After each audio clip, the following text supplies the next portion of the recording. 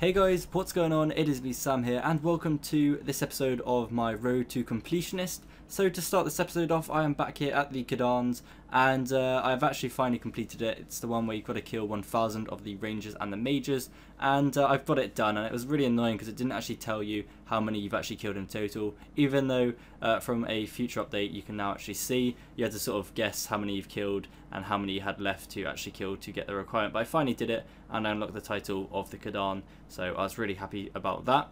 And then the next requirement I managed to complete was actually shortly after that one, and this was just literally growing a elder tree and then checking the health, and you unlock the title as well in the chat box, which I'm not even going to try and pronounce to say because I don't know how to say that one.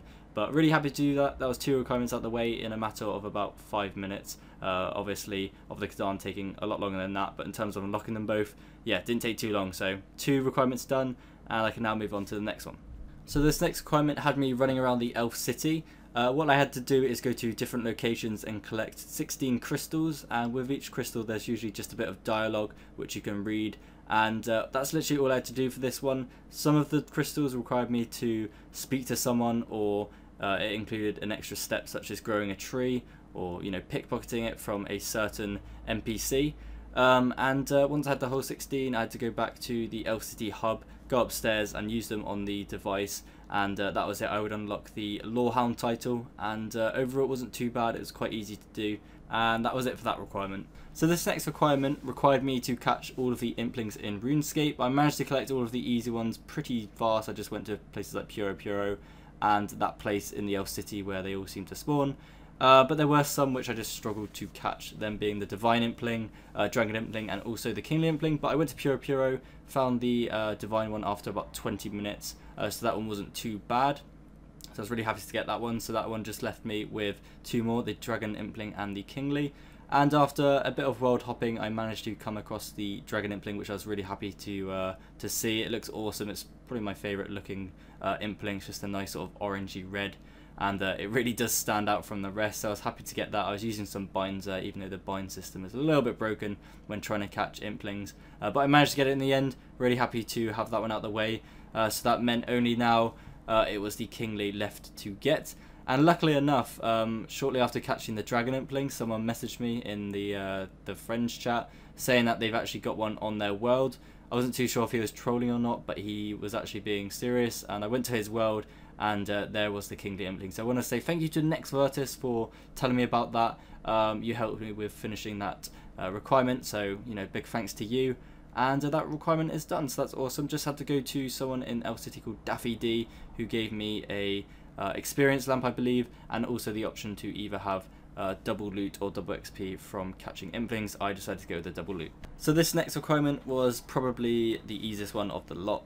All I had to do was make a super melee potion and give it to Lady Milo, and that was it. She'd give me a experience lamp, and that was the requirement. So very easy, and nice XP from it as well, I suppose. I do like the crystal potions, the ability to sort of mix 2 potions in one, and obviously saving some space in your inventory as well. I'm a big fan of that, and yeah, really happy about that. My favourite is the Holy Overload potion. I do like mixing them 2 together because I always use them for bossing and slaying, so it's a nice combo, and yeah, there we go for that requirement. So this next requirement was quite easy as well, not as easy as the one before, but for this one I had to build the Rhiannon statue. So there were 16 skills in total, 32 rocks which I had to collect, and just like the original statue collecting for the Dharmarak one, just train the skills and you'd get them. I managed to do that. It didn't take too long, and I built the statue. It's got a really cool animation with it. You get loads of XP from building it. And for this one you have to do it only once for the Completionist Cape, luckily, and not 32 times. But the cool thing about this one is that you can actually do it as many times as you want. There's no sort of cap to it, not like once per week. So yeah, it's not too bad, but yeah, 32 times, oh my god, that's going to be annoying. But yeah, there we go for that one. And then this next requirement had me needing to actually deposit some of these cores into the portal, or divination rift, I suppose you could say, 15 times over, and there's 3 different cores you can get, and I just had to kill these shadow cores here, or the shadow creatures, I suppose, and they drop them. It doesn't really take too long to actually get these. They kind of drop them quite frequently. and it really wasn't a bad requirement to do. Just had to collect 15 of those and then deposit it into the middle, and that was it. They're not actually bad XP either, and you've got the chance of getting the light core, I think that's what they're called, which is one of the requirements for making a light creature, which are pretty expensive. So yeah, I had to do that, wasn't too bad, and that requirement was done, and I can move on to the next one. This next requirement needed me to complete 8 Dark Beast tasks assigned by Morvran. This one wasn't too bad for me to do because I've got the Mask of Gloom, so when I wore that, he would give me a task every single day, so didn't take too long, only 8 days in total, and there we go for that. I got the IOF title, so really happy to have that one out of the way, as that one can get quite annoying, but there we go for that one. This next requirement sees me get rid of quite a difficult one, or big requirement I suppose you could say, and that was me completing the Elf City tasks. What you can see on the screen right now is me completing the hard task and me getting the quiver from the guy here, and also an XP lamp. So the quiver is pretty decent, it allows you to teleport to different places around the Elf City and other locations sort of nearby.